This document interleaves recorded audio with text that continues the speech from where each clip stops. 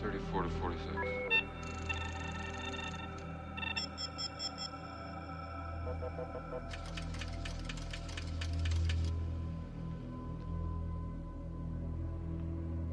Pull back. Wait a minute. Go right. Stop. Enhance 5719. Track 45 left. Stop. Enhance 15 to 23.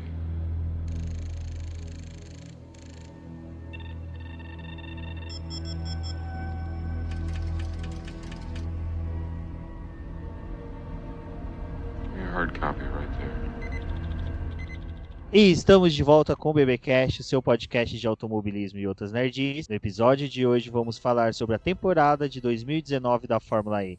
E aqui comigo eu estou com a Cíntia Venâncio. Oi, Rubens. Oi, todo mundo do BP. Que bom que a gente tá conseguindo gravar mais um podcast. Tô muito feliz. Temporada acabou, tô naquele sentimento de feliz e triste ao mesmo tempo, mas a gente tem muita coisa boa pra falar hoje, muita coisa não tão legal também, e hoje com um convidado super especial. Mais um, na verdade, né? Porque a gente sempre tem um, e agora hoje temos dois convidados. Exatamente, retornando aqui ao BBcast, falando de Fórmula E novamente, um grande abraço e um agradecimento ao Sérgio Milani. Sérgio Milani, seja bem-vindo novamente.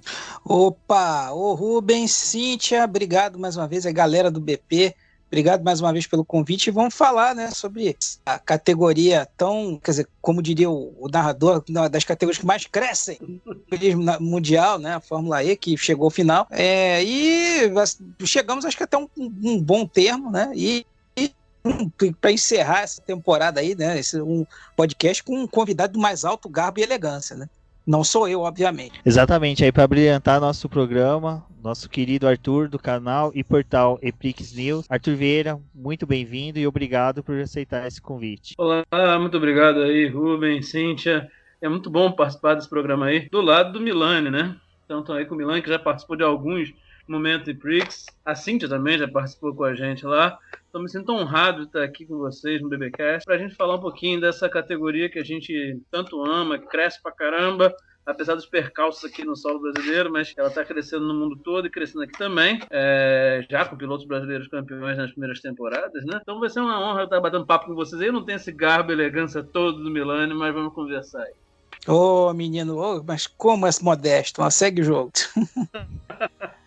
Bom, que podemos falar que além da modéstia dos nossos convidados, a temporada 2019 foi sensacional, né, Cíntia? Eu acho que temos muito a que falar e, como sempre, eu passo o cajado da sabedoria e do poder para nossa Cíntia Venâncio, que é a nossa matriz primária de conhecimento e sabedoria sobre Fórmula E do Boletim do Paddock. Aí a Cíntia vai conduzindo os trabalhos, eu vou aqui dando meus pitaquinhos de fora. Bom, é isso, Cíntia, o cajado da sabedoria fica com você e vamos embora, pessoal. Excelente programa. E, Arthur, muito obrigado mais uma vez por comparecer, Sérgio Milani. E, programa agora vamos seguindo a tocada da Fórmula E 2019.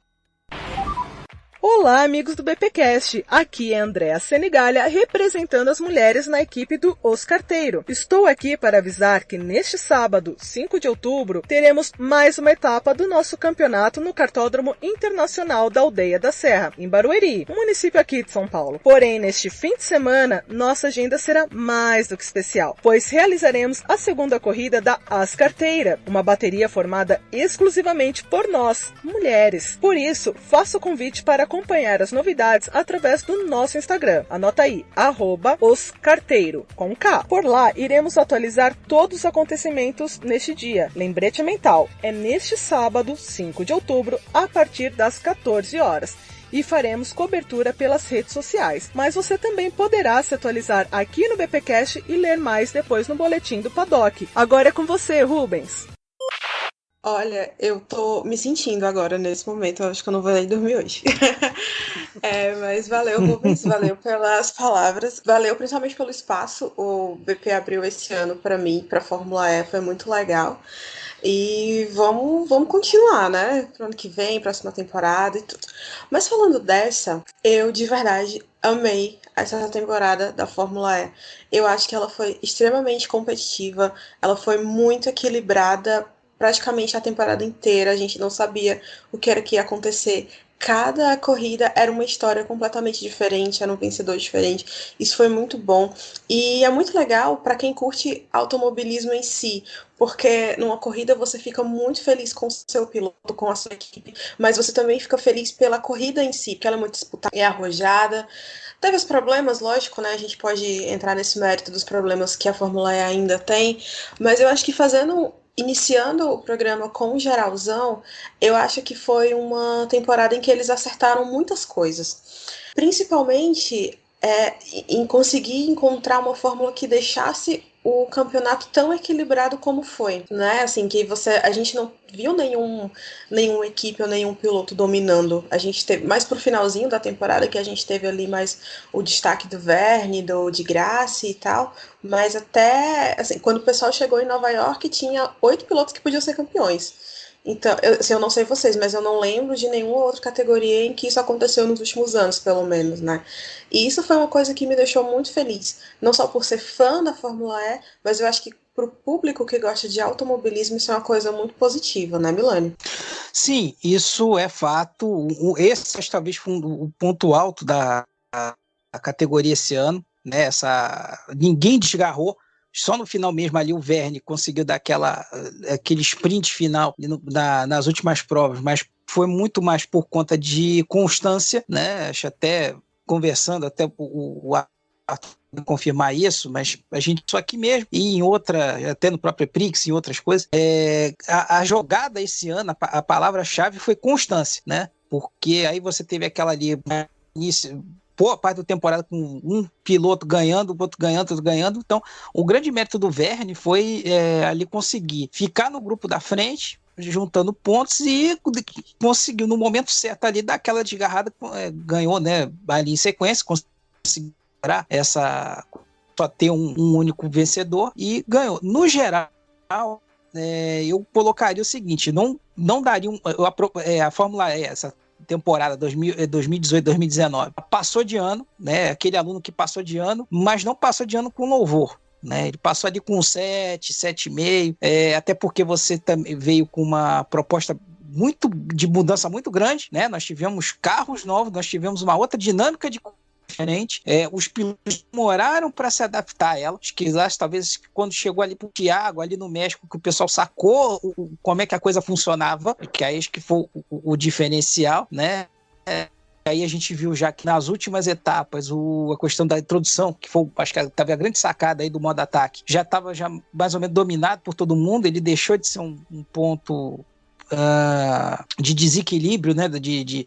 De corrida, né? Mas tem outros aspectos aí que a gente vai entrar um pouquinho depois no detalhe, de que pode ainda ser melhor trabalhar. Eles foram no primeiro momento que a questão das punições, que foi um ponto aí que virou a Fórmula E virou cota aí para meio mundo, né? Aquela questão de demorar resultado e tal. E que eles acertaram isso, mas tem uma série de outros detalhes aí que acho que a gente pode colocar, que é a questão aí que acaba dividindo um pouco, que é você variar um pouco melhor a contra-ataque, você também dar uma melhorada na questão da classificação, né? E alguns aspectos, acho, também da categoria, que também vai um pouco das punições, que aí também parte um pouco dos pilotos, de posturas deles na pista.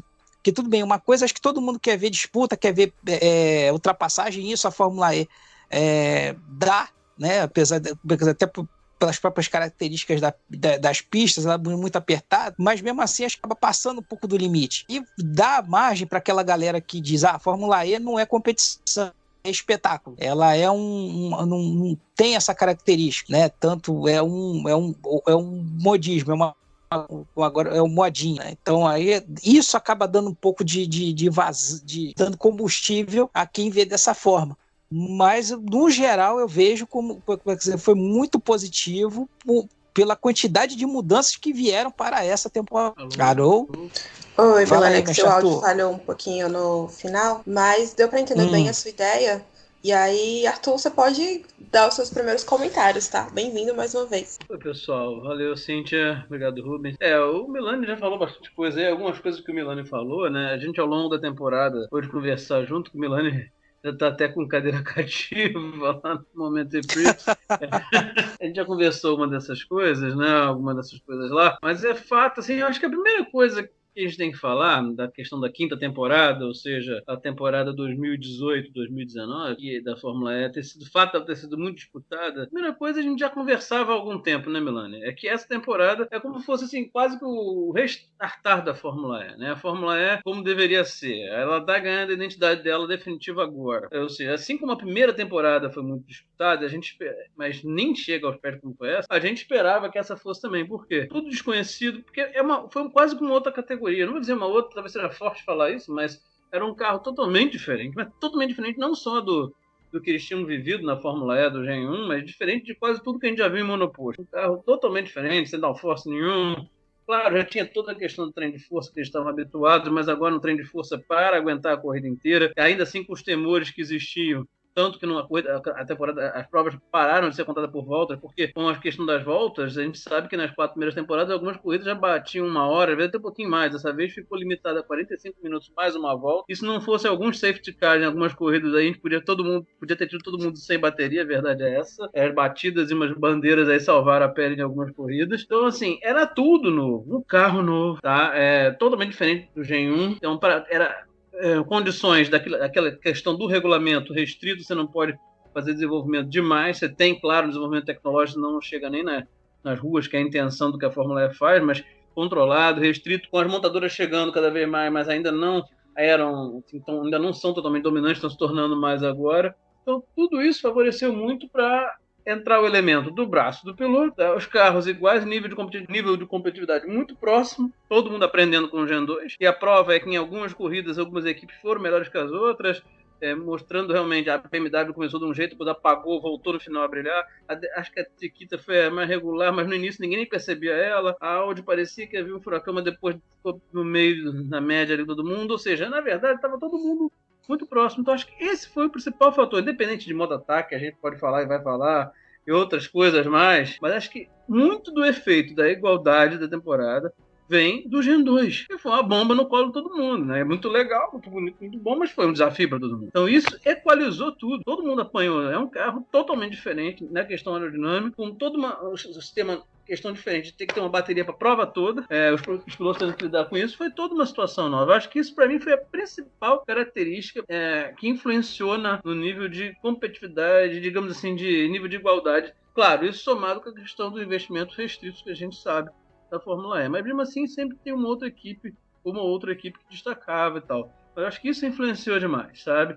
Botou uma linha que balizou todo mundo. Eu acho que essa é a primeira grande característica. Tá? Claro que vão ter outros aspectos que serviram mais para promover o show, o espetáculo, digamos assim, do que para manter a competitividade, tá? Porque fanboost tem uma certa influência, sim. O modo ataque, que eu no início era muito restrito a isso, mas hoje em dia eu acho bacana, foi importante, uma vez você não tem mais a troca de carro. Então é uma maneira de fazer estratégia assim, mas em algumas provas isso foi muito pouco influente, tá? Em pistas extremamente travadas mesmo, algumas muito travadas do calendário, isso, como algumas provas na China, isso influenciou muito pouco. Mas houve corridas como o aeroporto, que já parece quase um autódromo, com muita chance de ultrapassagem, que isso foi preponderante sim, então auxiliou. Mas é uma estratégia interessante, que de qualquer maneira o piloto da equipe tem que fazer estratégia para saber a hora certa de pegar o modo ataque e perder menos tempo, tem que passar direitinho e pegar. Então serviu sim como um elemento de estratégia, mas eu acho, não sei o que o Milani pensa aí, e a Cíntia, que o principal fator esteve associado com o Gen 2. O que você acha, Milani? Você acha que de todas essas mudanças que a Fórmula E trouxe para essa temporada, que assim, algumas que a gente pode citar, que além do carro, que o Gen 2, maravilhoso, lindo, pleníssimo, do jeito que ele é, você acha que ele é o maior responsável por isso? Eu diria que foi ele foi o detonador do negócio, né? As mudanças giraram em torno dele. Você teve a dinâmica toda, né? Aí o Arthur colocou bem, como você tinha um carro mais rápido, né? Você teve um carro mais rápido, mais potente, né? Uma dinâmica inteiramente nova. Foi tudo, acho que, assim, chamou também ativamente para essa temporada. Foi ser um carro totalmente de um monoposto que todo mundo já viu, né? Tanto que a primeira coisa que o pessoal chamou, parece o Batmóvel, né? As mudanças vieram em torno dele. né? Então, acho que ele foi um grande impacto, impacto, mas uma situação que eu acho que já deve estar aí no radar da organização é como o carro mudou, ele ficou um pouco maior, ele ficou um pouco mais largo, é mexer na situação da largura das pistas, porque a gente viu em algumas aí, não sabe propositalmente ou não, houve situações de, como é que dizer, aquela coisa do buraco de agulha, né? Só cabe um. Então você já tinha uma coisa aí de pilotos extremamente combativos, né? Mexendo aí, se colocando, ainda tentando forçar a situação, piorou mais ainda. Mas eu diria que o Gen 2 foi o grande detonador aí de toda a mudança que foi vindo aí para essa temporada 18-19. Você colocou essa coisa das pistas travadas, é chamado de Tonelli. Milani, é porque o Tonelli... não, peraí, já basta a Renata, porra. Já basta a Renata se confundindo, pô. É que a gente às vezes troca, né, meu Deus? Mas olha só. Mas, desculpa, Renata, um beijo pra você. Você colocou esse lance das pistas, muita gente fala, é engraçado, né? Essas pessoas falam isso, porque as pistas realmente travadas fizeram com que algumas corridas ficassem um pouco mais chatas, mas, cara, isso aconteceu em muito pouca corrida, né? E, claro, o circuito de rua tem essa dificuldade, a Fórmula E usa isso para aquela história ficar mais próxima do público, mas não só isso, a gente sabe que tem a questão da frenagem recarregando as baterias e tal, mas, de um modo geral, a Fórmula E é uma categoria que teve muita ultrapassagem, até quando correu lá em Battersea Park, que eu nunca imaginei que algum carro fosse correr ali.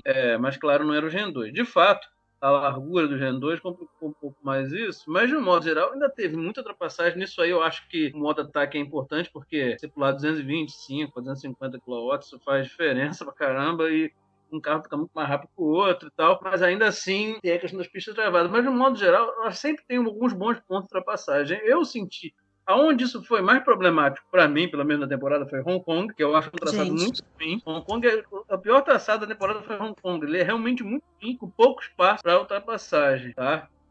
Isso é que eu achei, onde eu achei pior. Mônaco também, um pouco tal. Mas, sim, eu espero que eles olhem um pouco para isso. Mas é porque tem tanta ultrapassagem, tanta disputa na Fórmula E, que aí quando acontece uma outra corrida aqui, que é muito travada, a gente fala. Eu acho, sim, que a categoria deveria olhar mais para isso, mas considerando o que o HAG e outros falam, eu não sei se eles vão olhar tanto, entendeu, Milano? Eu acho que... Eu só acho que Hong Kong tinha que mudar mesmo. Hong Kong é muito ruim. Mas se você for pegar, mas você teve pista do longa temporada, que tudo bem, é pista de mas que você tinha uma largura interessante. Por exemplo, na própria pista lá da Arábia, logo na primeira, você tinha uma largura interessante. Santiago, alguns pontos ali também. Então não dá tudo bem para... Mas, por exemplo, você foi Marrakech ali para Marrakech, mas, por exemplo, você vai para Berna. Roma também foi outra também. Outra também foi uma pista apertada. Você também citou Hong Kong. Também mais ou menos ali, também teve uns pontos ali também bem ali apertados, e outro lugar também que eu achava que merecia também um melhor tratamento, Nova York, apesar que eles mexeram um pouco ali na pista em relação à temporada passada, principalmente ali aquela parte da relargada ali, melhor pouco, eles mexeram ali naquele grampo, ficou um pouco mais agradável, mas assim, eu achei alguns pontos ali muito apertados e mereciam um cuidado melhor, né? É como assim, a gente até comentou desse, já puxando a sardinha do Eprix News, e acho que até tive a oportunidade de conversar com o Thiago, esses papos aqui com o Thiago Alves, né, que participa lá das transmissões da Fox. Para mim, a corrida que está se transformando naquela também por conta do cenário, até é Berlim. Berlim é lá que é no aeroporto. Eu acho que aquilo ali acho que tem um cuidado maior, merecia ser o melhor, um chamariz, né? Ou também Paris também, onde a corrida é feita, também tem um chamariz interessante, mas voltando um pouco a essa situação do traçado, a gente viu corridas de alguns traçados que tinham espaço, né? Então, assim, é uma situação de ajuste. Não se pode negar que eles não tentaram corrigir, né? A gente teve aí a situação no início do ano das punições, essa coisa toda, eles procuraram conjunto aí com a FIA rever a situação e houve uma melhora. Isso aí é inegável. Você não pode dizer que os caras não estão não tem medo de dizer, olha, não, eu estou errado mesmo, vou corrigir, né? Mas eu acho que isso é um ponto que eles teriam que prestar um pouquinho Atenção, né? mais de atenção para melhorar, porque inclusive ajuda a dinâmica da prova. Sim, porque sim. Tá uma outra situação. Bandeira vermelha, porque uma das coisas que o pessoal. Bandeira vermelha ou bandeira amarela, você dá mais. Você não precisa, como é que dizer, ficar naquela coisa de você ter que lançar muito, ter que frear muito para fazer forçar uma ultrapassagem, ou, né, tem fazer parte, ou seja, se você for passar, vai forçar, mas por muitas vezes o pessoal 2 tons acima, aí temporada, tanto que aí até mesmo os próprios pilotos chegaram, olha, não, realmente, acho que a coisa extrapolou, a gente tem que puxar um pouco o freio de mão, porque a categoria está sendo mal vista, tá? Então houve também um certo uma consciência por parte dos pilotos em relação a isso. Então é um conjunto de fatores, né? Você passa por essa questão da largura da pista e também dessa consciência dos pilotos. Sim. Essa questão da largura da pista é importante mesmo, também você falou, porque a gente teve alguns episódios meio toscos de bandeira vermelha, né? Alguns empilhamentos de carros, e inclusive a FIA, a Fórmula E, passou a adotar a questão de quando tem bandeira vermelha, eles interrompem mesmo, não tem contagem de tempo, porque senão chegou-se a fazer isso, ele até numa corrida, eu não lembro qual, mais de cabeça, que chegou a fazer, eles pararam a contagem e voltaram do início anterior, porque ia perder muito tempo, digamos, do espetáculo, da corrida em si. Então, de fato, por causa dessa questão da bandeira vermelha, principalmente, porque tem alguns chicanes, alguns grampos muito apertados, e às vezes embaralha todo mundo ali. Ainda mais quando você tem um cara competitivo na pista, então você vai ter problemas sérios nesse aspecto. Então, a gente enfrentou isso aí ao longo da temporada, realmente é um problema. A gente tem que talvez pensar um pouco nisso aí, você fez uma colocação que é verdade. Na verdade. Vai ter a situação aí, né, Cíntia, daquela teoria do tratorzinho, né? Exato. E vocês estavam falando desse negócio que se enquadra nisso aí. Sim. E vocês estavam falando desse negócio de largura de pista e tal. E eu acho que outra coisa que deve melhorar, né, tem que melhorar pro ano que vem, é essa questão de chicane, entendeu? De entrada e saída de box. Então, a gente tem situações como, por exemplo, em Berna, que claramente só dava para passar um carro ali, entendeu? E foi aquela confusão, terceira curva, todo mundo parou, assim, a corrida parou, e foi aquela confusão com o de Graça, Felipe Massa, Antônio Félix da Costa, todo mundo querendo recriar o grid de uma maneira que não existia. E corrida sendo interrompida, bandeira vermelha, confusão e tudo, depois reorganiza, vai cada um no seu lugar e todo mundo muito puto. Enfim, eu acho que refazendo a pista melhor. Porque circuitos de rua são naturalmente mais estreitos, né? Eles não são pensados para corridas de carro. Então, eles são naturalmente mais estreitos. Então, assim, se você vai modificar de alguma forma que tudo bem, é para dar emoção, é para tentar extrair o máximo das habilidades do piloto, mas eu acho que tem um limite aí, entendeu? Então, em Berna, naquela corrida, eu acho que foi em Roma, que foi o Petit que bateu todo mundo atrás dele também, parou, foi um horror. É meio desnecessário, entendeu? Eu acho que as chicanes, elas não precisam ser tão estreitas. Elas podem dar mais condição para os pilotos poderem disputar a corrida, que é o que a gente quer ver. A gente não liga a televisão para ver bandeira vermelha, para ver piloto se matando porque acha que foi prejudicado, entendeu? A gente quer ver corrida disputada e obviamente o circuito lá da Alemanha acaba sendo melhor por causa disso, porque ele é criado para a Fórmula E, então a galera da organização consegue deixar do jeito que quer, né, já que está só a pista lá do aeroporto esperando, né, o pessoal consegue criar o circuito do jeito que quer, e aí ele acaba sendo mais largo, enfim, por isso que ele é o melhor, porque ele é o que consegue dar mais condição para as pessoas, para os pilotos disputarem, né, então a gente tem o da Arábia, que é legal, o de Marrakech, que é legal, o de Santiago é até legal também, o do México é muito bom, porque tem aquela parte do autódromo mesmo, dos Hermanos Rodrigues, mas a gente cita aqui, sei lá, são 5 circuitos, até menos da metade da temporada, né, de todos os circuitos que onde as provas acontecem. Então eu acho que isso seria uma coisa a ser revista também, entendeu? Assim, tudo bem, vamos fazer corrida em circuito de rua, vamos, mas não vamos fazer a ponto de metade do campeonato precisar ser interrompido, né? A prova precisa ser interrompida no meio, vai ter que perder 20, 30 minutos debatendo o que fazer, como foi na do México, por exemplo, que foi a primeira bandeira vermelha que teve valendo e que ninguém sabia como era que ia ser, né? Então, os pilotos não sabiam, as equipes não sabiam, a transmissão não sabia o que fazer, então, o público acaba também não sabendo, porque era tudo muito confuso, né? É bandeira vermelha, corre o tempo, mas só tem 45 minutos, e agora o que vai fazer, entendeu? Então, eu acho que essa estrutura de bastidor mesmo da Fórmula E, ela precisa ser melhor resolvida. Tá? Então, é na elaboração do circuito, é na divulgação das regras, deixar regras mais concisas, punições mais concisas também. Eu acho que falta um pouco disso ainda, sabe? Apesar de todas as coisas boas, de toda como eu falei, assim, eu achei a temporada realmente incrível. Mas esses pecadinhos, assim, da Fórmula E, eles meio que tiram um pouco do brilho. E aí eu acho que justifica bem aquela nota 7 que você falou, Milani, que aí esses 3 pontos que são tirados é justamente por conta dessas coisas que ainda são bem bagunçadas, né? Sim, estão colocando, acho assim, algumas coisas que acontecem que você acho que não deveria estar mais acontecendo. Uma categoria que está indo para, que já teve 5 temporadas, assim, umas situações que não precisavam. Aí você chega e diz, olha, tá bom, eu mudei toda a dinâmica, carro novo, agora é tudo nessa situação, mas algumas situações ser muito evitadas, né? A gente citou aí, por exemplo, aí a situação de Berna, que houve aquela situação lá, a discussão, as punições de início, as punições de início de prova, do início da temporada. Então, algumas situações que não precisavam, que eles corrigiram ao longo do ano, mas que ainda ficou aquele amargo na boca, né?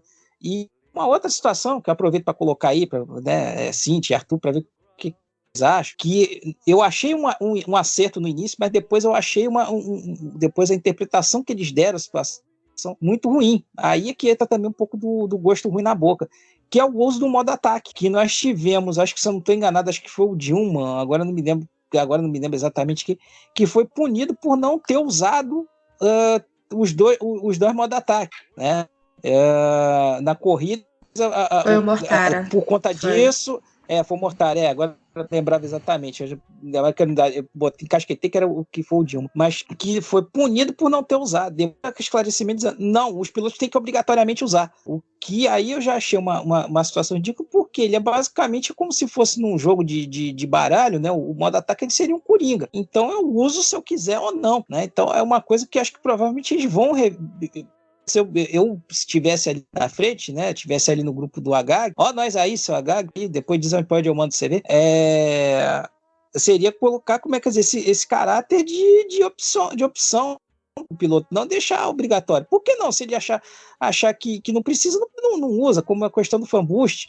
Se ele quiser, não usa.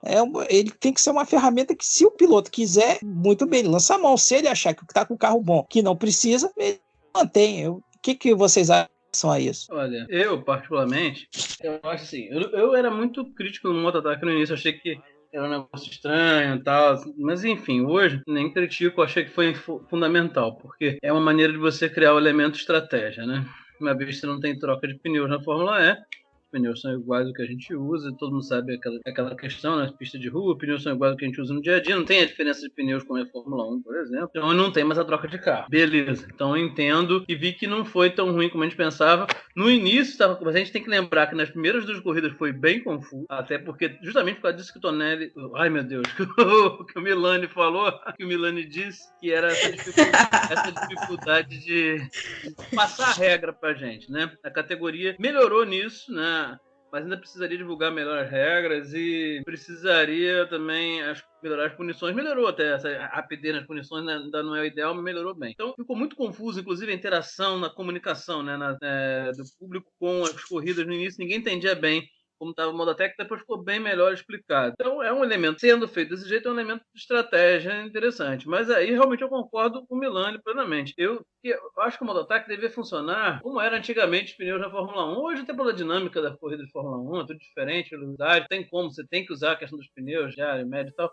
Mas a gente lembra, nos anos 80, que o grande barato era sempre quando o Senna na Lotus arriscava não parar, entendeu? Tinha essas coisas, não trocava pneu. O Piquet, mesmo quando ganhou a corrida da Austrália 500 em 90, também não parou. Então, era um negócio legal. Eu acho que o Modotech vai ser a mesma coisa. O cara só usa se for... Só assim, inclusive, isso seria uma estratégia. Porque você poderia ter alguém usando e o outro não usando. Enfim, aí eu acho que aí você ganha mais elementos de estratégia. Eu sempre achei que, no início, eu achava que não seria obrigatório, mas é obrigatório. Eu realmente não acho legal ser obrigatório. Talvez tenha esse temor, ninguém querer usar. Mas aí o cara avalia, né? Porque tem corridas que ele realmente foi muito pouco útil. A verdade é essa. Mas houve provas em que ele foi mais útil. Pistas como Mônaco, Hong Kong, Berna, para mim são as Roma, que são realmente as piores de traçado. Ele ajudou muito pouco, porque na verdade a pista é muito travada, né? Mas houve pistas que fez diferença, pilotos perdendo tempo e realmente alguns pilotos conseguiram dar checkmate nos outros no timing de usar e aí fazer ultrapassagem. Mas de fato, até para ganhar mais elementos de estratégia ainda, eu acho que deveria não ser obrigatório. Eu penso isso, mas eu acho que não vai ter nenhuma mudança acontecendo não, Melanie. Não, em tese, no regulamento não houve isso, mas isso é um ponto que pode ser discutido a qualquer momento, né? Então, não vejo, caso queiram, que isso seja, mas como você falou, quiser, em tese, sei como tá. Mas diga, Cíntia, desculpa, acabei de você ia começar a falar, não deixei você falar, por favor, desculpe minha falha. Imagina, o Arthur tinha chamado você e eu fui me meter, foi mal. Mas, assim, vocês estavam falando do modo ataque, e outra coisa que também ficou confusa quando ele surgiu, né, quando ele foi anunciado, é que o que foi anunciado era o seguinte, ele ia variar uma prova para outra, e acabou que ele foi a mesma coisa em todas as etapas, então foi sempre 4 minutos, sempre na curva 6, mais ou menos, sempre... começou a valer a partir da terceira volta, mais ou menos. Então, assim, ele acabou sendo a mesma coisa em todas as etapas, não diferente, né? Assim, foi meio que, pelo menos ficou subentendido, né? Que numa prova ele duraria 4 minutos, na outra 2, na outra seria 2 vezes, na outra seria 1 vez, e acabou foi 2 vezes para todo mundo. E, como vocês falaram, só depois que o Mortara foi punida que a gente descobriu que ele tinha que ser obrigatório. E aí já foi anunciado que para a próxima temporada já não vai poder ser usado em safety car, em bandeira amarela, né? E aí já foi anunciado para a próxima temporada que ele não vai mais poder ser usado nem safety car, nem bandeira amarela. Então eu acho que isso já vai mexer um pouco mais na estratégia também, porque todo mundo meio que se aproveitava ali do momento em que ninguém podia perder a posição, né? Para poder usar. Isso eu acho que é uma coisa positiva, pensando na parte estratégica mesmo da corrida. Não sei se equipes e pilotos estão muito felizes com isso. Mas eu concordo com vocês sobre essa coisa da obrigatoriedade, sabe? Eu acho que assim, ninguém precisa ser obrigado a acabar com a própria corrida. Porque o mau uso do modo ataque, ele pode te prejudicar. Se você não, sei lá, ativar no modo correto, porque é aquela coisa, né? Você perde tempo para poder ganhar a vantagem. Então, se você não fizer isso no modo correto, se você não tiver o feeling, para não dizer sorte, de fazer isso no momento certo, você vai acabar se prejudicando, né? Assim, nem todo mundo vai poder dar uma de Verne que vai conseguir ativar o modo ataque e ultrapassar 3 carros depois que conseguir, entendeu? Aquela manobra linda, maravilhosa que ele fez. Mas, assim, de repente, eu acho que isso pode ser um ponto a entrar em questão, entrar em discussão para a próxima temporada, porque isso pode ser prejudicial mesmo para as equipes, para os pilotos, né? Você constrói ali o seu resultado para a prova e aí você é obrigado a meio que atrapalhar ou desconstruir ou assim, mudar isso porque você é obrigado a usar um recurso que poderia ser opcional, entendeu? Assim, não precisa ser obrigatório mesmo. Eu acho também. Acho que ele ser obrigatório não é muito legal. E realmente foi o que a Cíntia falou. ele praticamente foi imutável, as condições foram sempre mais ou menos a mesma. Eu acho que só na segunda corrida da rodada dupla de Nova York, porque geralmente são 2 momentos de modo ataque, né? Na segunda corrida, se eu não estou me enganando, na segunda corrida da rodada dupla, eu não sei se foram 3 modo ataque, teve alguma coisa diferente, não foram só 2. Na segunda corrida de Nova York, eles deram, acho que um modo ataque a mais. Mas enfim, eu acho que deveria ser opcional. Aí você dá mais chance de estratégia, entendeu? Você dá mais chance de alguém fazer algo diferente, tentar se aproveitar disso, daquilo. Mas assim, dos males, é pior. Do jeito o modo ataque foi tão mal falado antes, eu esperava ser algo bem pior, né? Eu acho que isso aí, o Rubens, a Cíntia e o Milani concordam também. Porque tinha um temor disso aí, quase que estragar totalmente a categoria, e pelo menos tem esses. Eu acho que tem arestas a serem aparadas, mas não foi de todo, né, ruim. Exato. Agora, assim, vamos falar do que não foi tão legal. O que vocês poderiam começar pontuando? A gente já falou um pouco da questão das punições e bandeira vermelha e confusão da própria organização em si da Fórmula E, né, da categoria, coisas que a gente acha que precisa melhorar. Por exemplo, uma coisa que me irritou muito, muito mesmo foi essa questão de ter punição, sei lá, 6 horas depois que a corrida tinha acabado, no dia seguinte, entendeu?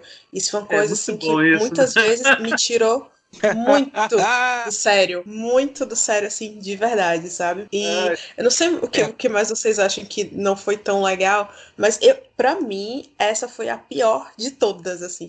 Todas as bobagens que a Fórmula E fez esse ano, pronto, punir 3 dias depois foi a pior. O que vocês acham? Arthur, começa você.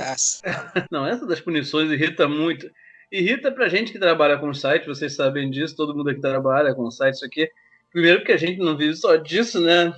Ao contrário do que algumas pessoas fãs pensam por aí, a gente tem nossa vida, outros que realmente é de onde o nosso ganha-pão. Então, às vezes, a gente acaba não conseguindo botar essas notícias novas ou corrigir no tempo legal que deveria ser, porque sai horas e horas depois, quando a gente já está no nosso ambiente de trabalho, fazendo outras coisas, aí muda a pontuação e muda tudo. Então tem esse estresse já em cascata, né, de efeito dominó, tá? Básico. Mas independente disso, esportivamente falando, isso é um saco, né? Porque a gente sabe, não nem só nessa temporada, isso vem de outras. Vitórias foram tiradas assim. Eu não estou questionando o valor da punição. Pelo contrário, muitas delas até hoje, poucas vezes eu questionei as punições da Fórmula E, até que muitas delas foram corretas. Mas a questão é que você não pode, no tempo de hoje, que você tem internet rápida, tecnologia, computador em alto nível, e nós estamos falando de FIA, né? Você não pode, sinceramente, demorar essa eternidade para essas punições. Eu acho que você tem que, ao máximo, tentar fazer com que elas aconteçam durante a prova. Você somando 5 segundos ou 10, eu não gosto muito dessa punição, eu prefiro até drive-thru, porque essas punições de crescer tempo dá naquilo que deu lá na Fórmula 1, lá do Vettel, né? Porque você abre espaço para isso do cara ficar na pista e tal. Eu prefiro o drive-thru.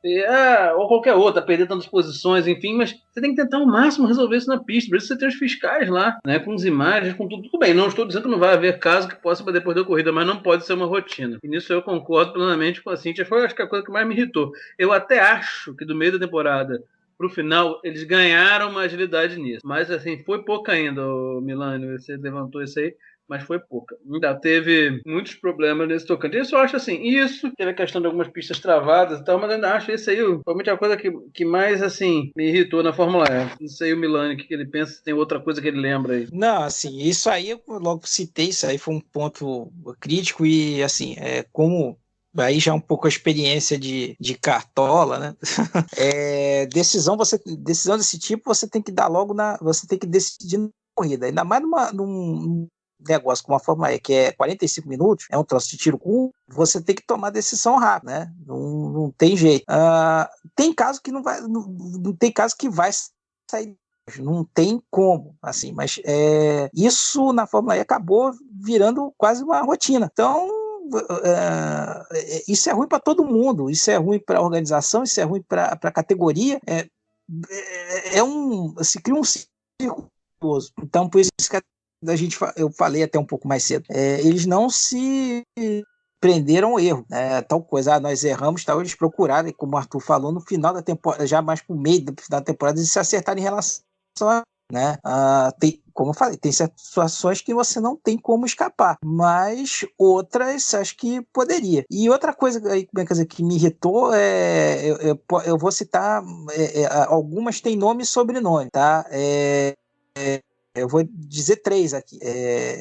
Nil, Equipe Dragon e José Maria Lopes. Pronto, são 3 coisas que me irritaram nessa temporada. Realmente, Dragon e Petit Mas são coisas que irritaram. eu queria mesmo já entrar nessa parte de equipe piloto. Eu te entendo, Milânio, super te entendo, de verdade.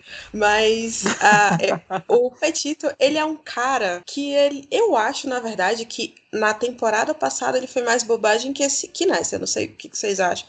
Ele teve uns momentos ali, mas eu acho que, no geral, se a gente for olhar a temporada toda, eu acho que ano passado ele fez mais bobagem, né? O que vocês acham?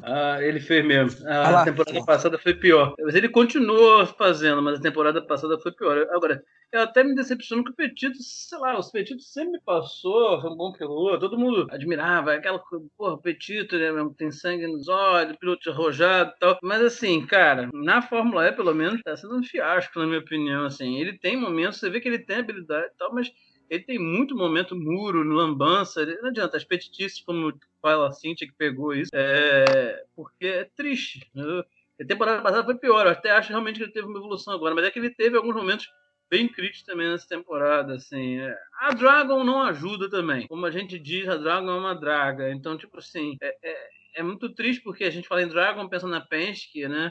Pelo menos a Andretti lá com a BMW esse ano melhorou bem, era triste ver o desempenho, mas a Dragon também é um desempenho muito, muito ruim.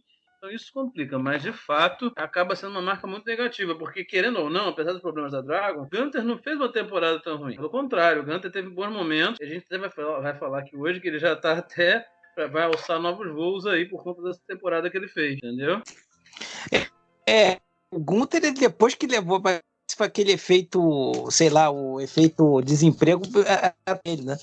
Porque ele tava lá naquela e entrou o Nasser, né? Entrou o Nasser depois que o Gunter voltou igual mordendo, veio comendo grama, vamos colocar aquela coisa. Fez umas corridas muito boas aí depois disso, né? Até como é que eu coloco como o principal nome da Dragon esse ano, apesar do Petito com todo o histórico Petito, você vai ver o currículo, mas quem carregou a Dragon nas foi o Gunter, né? Mas é impressionante realmente essa queda de desempenho da Dragon.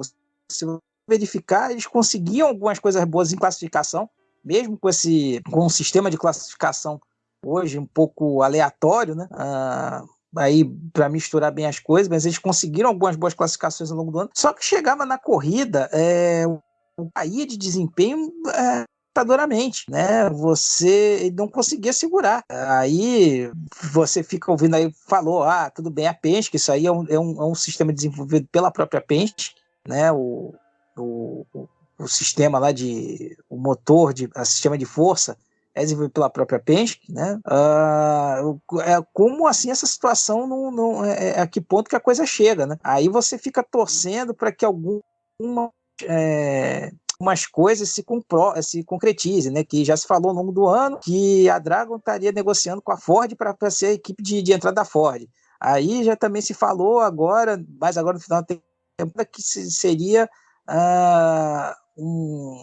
que seria também a porta de entrada da Honda, que aí a Honda, através lá do braço americano, faria essa entrada. Então, porque assim, tá batendo cabeça. Até que, se você for pegar, melhorou em relação ao passado, que ano passado também tinha lá o D'Ambrosio fazia umas brincadeiras também em treino, mas em corrida era uma coisa. Mas sabendo como são as coisas, né?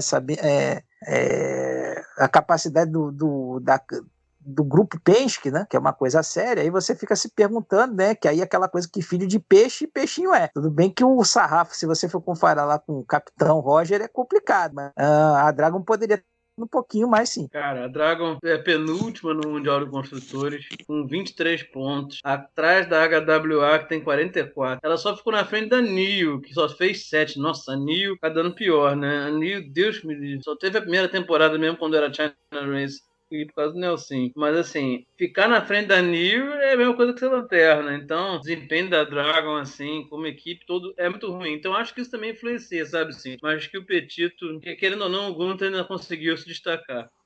Sim, sim, eu concordo com você. E você estava falando da história do. Você estava falando, Milani, que o Gunther ele foi substituído pelo Nart e quando voltou com a faca nos dentes. É aquela história, né? Nada como um aviso prévio para poder fazer o cara acordar, né? Assim, ou vai ou racha. E aí ele acabou tendo um desempenho muito bom, assim, muito bom dentro das limitações da Dragon, né? Acho que vocês falaram muito bem sobre isso.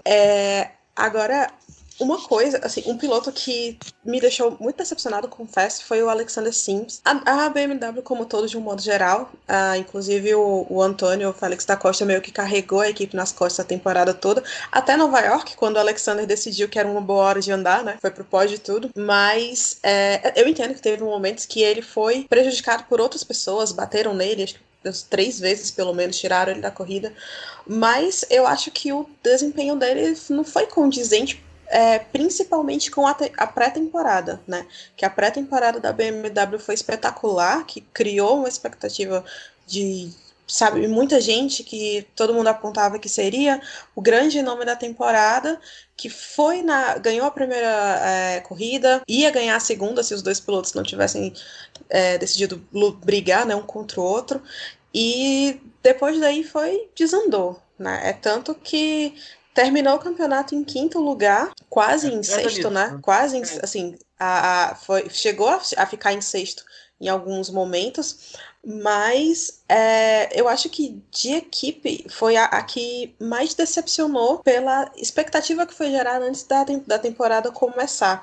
E um pouco disso eu, Cíntia, coloco meio que como responsabilidade do Sims. Eu acho que ele não conseguiu, durante a temporada, entregar os resultados que a equipe precisava, ou que pelo menos as pessoas achavam que deveria, né? Assim, eu não vejo ele, com exceção de Nova York, tá, vai, coloca Arábia, Marrakech e Nova York. Essas 3 corridas ele andou bem. Em todas as outras, ele não conseguiu andar no mesmo ritmo do Antônio, tanto de classificação como de corrida mesmo.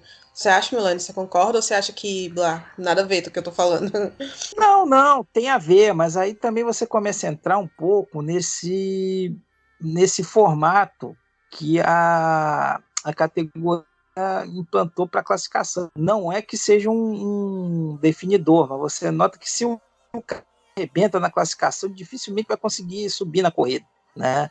A não ser que ele tenha um equipamento. Mas eu entendo a tua colocação total sim, né? Ele veio veio bem recomendado, né? Que afinal, né? Piloto da própria BMW no turismo, veio bem recomendado, mas agora não aconteceu, realmente. Acho que também tem uma situação, o Félix da Costa mais mesmo você tendo esse set de mudanças aí na categoria, ele já conhecia um pouco mais a ação, acho que ficou mais à vontade, né? Porque, querendo ou não, é um outro animal, né? Você fazer essa mudança de turismo para monoposto, por mais que o piloto seja profissional, ele sente um pouquinho, né, essa mudança. Então, acho que poderia ter sido mais? Poderia. Acho que eu concordo, eu vou dar, usando um termo jurídico, eu vou dar provimento parcial à sua colocação, Cintia. Não. Obrigado, Milane, agradeço. Não, o que a Cíntia falou tem bastante procedência. Veja bem, a BMW, vamos combinar, ela é uma decepção desde o começo. Eu entendo assim, tanto a BMW, Andretti, né? Que a BMW foi chegando no decorrer das temporadas, né? A Dragon, eu entendo que a gente vê a Penske que não esperava isso. Mesma coisa a Andretti, né?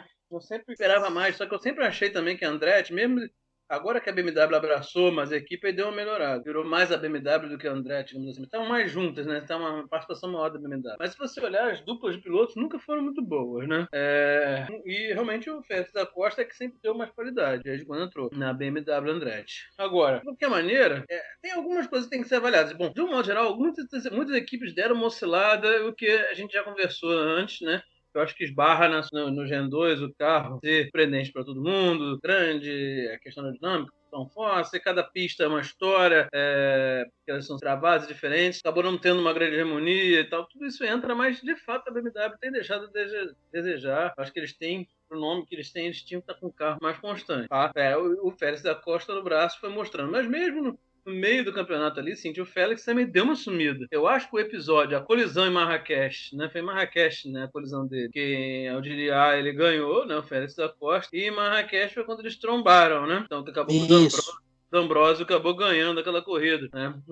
Em Marrakech. Mas ali, acho que ali foi um momento que ainda não deu uma esfriada também. Eles mesmos ficaram mais cuidadosos, principalmente o Sims. O Sims sumiu. O Sims só voltou a aparecer mesmo com algum destaque em Nova York, você falou bem. O Sims apagou depois daquele episódio. O da Costa ainda ficou aparecendo uma vez ou outra, mas também não foi a mesma coisa, mas ele apagou. Eu acho que tem o lance da equipe e o Sims foi realmente uma decepção e apagou depois do episódio de Marrakech. Essa questão do treino, não é só uma coisa aí, ponderando o que o Milani falou. Eu acho que tem muito chororô do Lucas de Graça nesse negócio do treino. Não acho o formato, a gente pode discutir aqui. Não acho legal o formato do treino da Fórmula E. Ele é muito cansativo e chato até. Eu não acho que eles poderiam fazer tipo como é a Fórmula 1, não sei se dá, por causa da questão do... Então, outras coisas que a gente pode discutir. Mas esse negócio do pessoal dizer, porque quem tá na frente acaba no grupo 1, claro que eu sei, a gente sabe do problema da pista fria, suja, mas já teve mais uma vez, foram poucos, mas teve mais uma vez que saiu gente do Q1 pro top 6, digamos assim, da Superpole, mas foi poucas vezes. Mas a própria BMW... O Lucas fez isso. Isso, além do Verne. O próprio... aí quando convém é usado, né? Enfim, não gosto dessa chororô, não. Porque o que acontece? A própria BMW, para a BMW isso não serve, né? Para a BMW isso não serve, entendeu, Milani? Porque na maior parte das vezes eles não figuraram. O Félix da Costa até que figurou ali entre os primeiros, mas teve vários momentos que eles não estavam tão coladinhos nos 5 primeiros. Então, muitas das vezes eles não estavam no Q1, principalmente o Sims. Então, assim, claro que isso dá uma influenciada, mas e como os carros estão bons, mesmo vindo de trás ganhar ultrapassagem, eu não achei isso um grande problema. Eu acho que a questão de treino da Fórmula E deve mudar o formato, mas não necessariamente isso foi um grande problema, esse negócio de botar os melhores no Q1, ou estavam melhores no... Não, foi uma forma, assim, por um lado eu achei bacana de você embaralhar, né? Você dá de certa forma, aquela coisa, você já ganhou a passada, de certa forma você vai ser o prejudicado, você vai prejudicado, entre aspas, de ir pra pista, né? Mas vai, assim, como falou, você tem vários, mas é um modelo que eu acho assim, por um lado eu achei interessante, por outro acaba meio que punindo o sucesso, vamos colocar dessa forma. Acho que talvez vai ter, aí é um daqueles pontos que em princípio eles não estão apontando que vão mudar, mas que pode aí ser trabalhado aí, pode ter alguma discussão aí em relação até o início da temporada, né? Mas, assim, por um lado eu achei interessante porque ele dá uma embaralhada boa no grid, mas não é tão... Mas tem esse outro aspecto, né? Esse aí foi acho que é um daqueles aspectos que podem ser melhorados da categoria. Sim, antes de eu entrar nessa pauta da classificação, só voltando ao que eu estava falando da BMW e do Sims, eu acho que a equipe ficou meio manca, né? Talvez nem tanto de que o Abt deu uma apagadinha essa temporada também, mas quando você pega a Tactita, você pega a Virgin, quando o piloto principal não estava lá, por exemplo, o outro estava lá cobrindo. O Lotterer fez uma temporada irada. O Robin Franz voltou com tudo para a Fórmula E esse ano. Eu acho que foi uma das melhores surpresas, foi um dos melhores pilotos do ano, foi o Robin Franz. Você vê assim, às vezes que o Sam Bird ficou meio bambo, o Robin Franz estava lá. Inclusive, o Robin terminou na frente do Sam, com diferença gritante, inclusive. Foi uma bela sambada. E na BMW eu senti falta disso. Foi, exatamente. E na BMW eu senti muita falta, assim. Eu acho que não tinha a coisa do segundo piloto, nem de um modo positivo, nem pejorativo, né? Quando a gente fala a coisa do segundo piloto, que é o cara que tá trabalhando pro primeiro. Mas eu acho que o Sims, ele, diversos momentos, ele não conseguiu cumprir a função básica de ser aquele cara que tá lá quando o time precisa. Entendeu? Assim, a BMW, pelo menos na pré-temporada, ela foi aquela equipe que chegou dizendo: nossa, nós temos 2 pilotos incríveis com um carro incrível, e durante a temporada ficou aquela coisa de um piloto e meio, entendeu?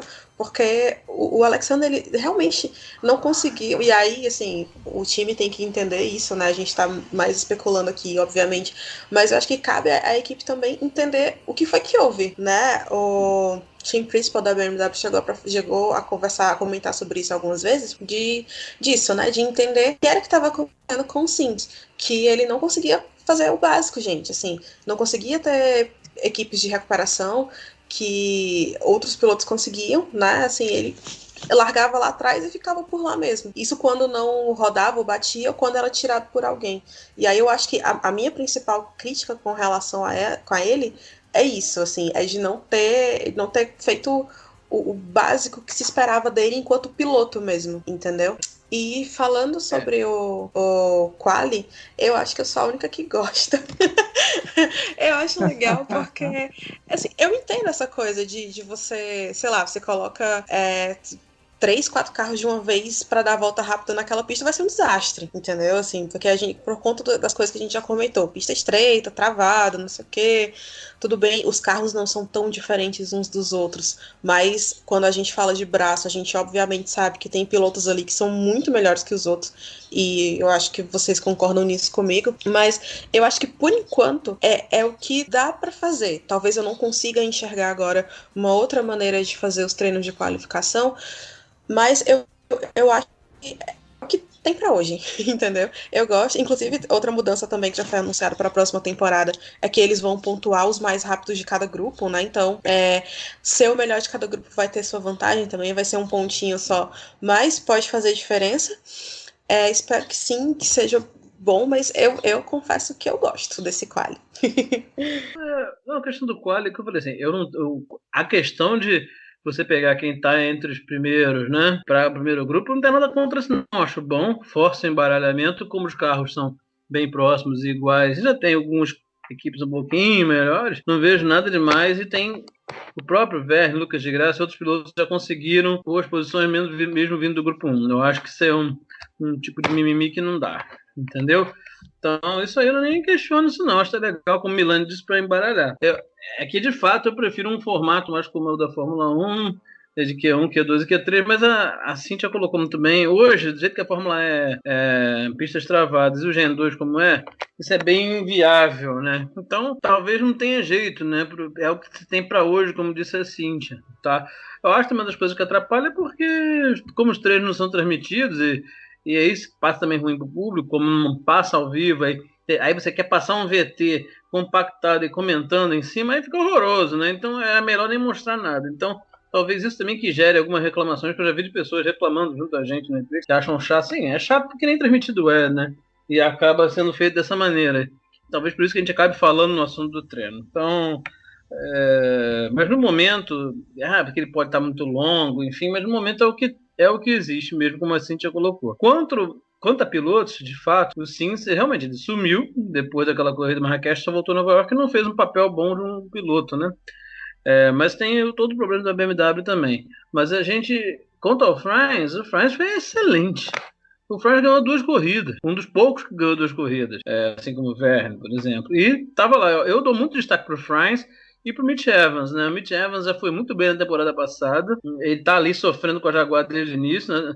Na temporada passada ele amargou um pouco no início, mas ele já terminou a 4ª temporada no processo de engolir o Nelson, e nessa temporada nem se fala, foi humilhante, e aliás talvez uma das grandes decepções do ano, para mim a decepção da Fórmula E foi o Nelson, não tenho o que falar sobre isso, né? Foi aquilo ali foi uma maneira eufêmica de tratar uma demissão, tá? Foi um eufemismo, eles fizeram assim uma conversa, eu quero tentar outras coisas, tá? Mas estava ruim, o clima estava azedo, era nítido, a equipe só evoluía com o Evans porque o clima estava ruim, ele não tirava bons resultados, ele insatisfeito com a equipe insatisfeita com ele, aí ficou essa cara de coisa bonitinha pra gente, assim, tentando uma demissão gourmetizada, mas o fato é que foi engolido mesmo, né? Porque é um piloto brasileiro que a gente não vai falar. Eu falei isso no momento Prix, o Milani sabe. Eu gosto, eu sou um cara que acompanha a carreira do Nelson, sempre gostei, apoiei, mas o fato é que ele levou um pau do Evans, né? E pro azar dele, o cara ganhou na primeira corrida depois que ele saiu, né? Então, isso foi terrível pro Nelson, diga-se de passagem.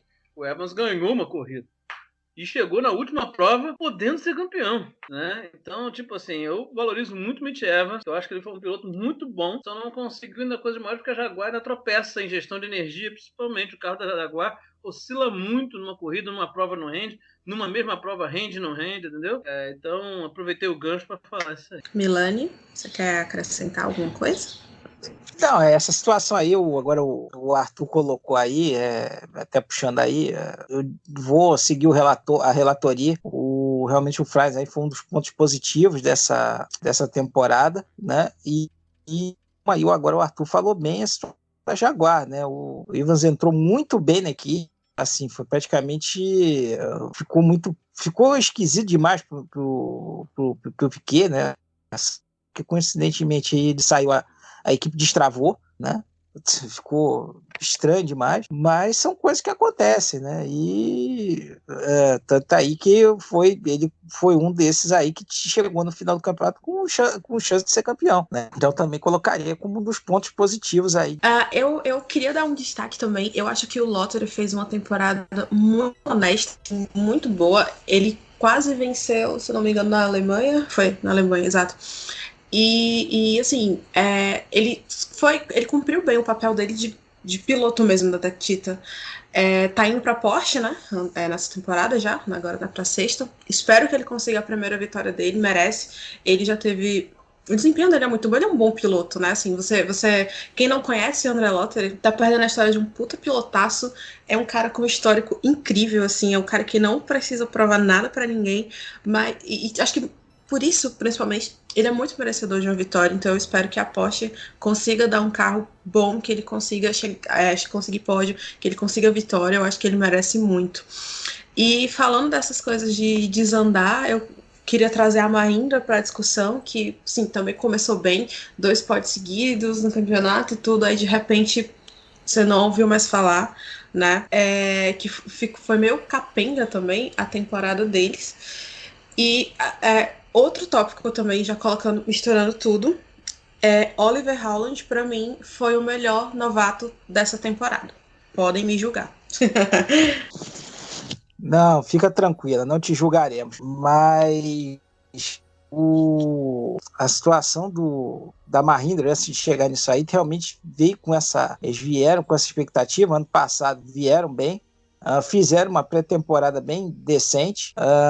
Houve aquele fato até da primeira temporada, da primeira corrida, engraçado, do Chris fazer a primeira corrida, né? Porque o Verlaine ainda estava sob contrato da Mercedes, mas realmente aí mostrou no início da temporada algumas coisas. O D'Ambrosio chegou a ser líder da temporada, mas não se cumpriu aí essa a expectativa que se criou. Como também, de certa forma, com a Nissan, né? A Nissan Adams. Essa também era uma que se esperava uma coisa mais...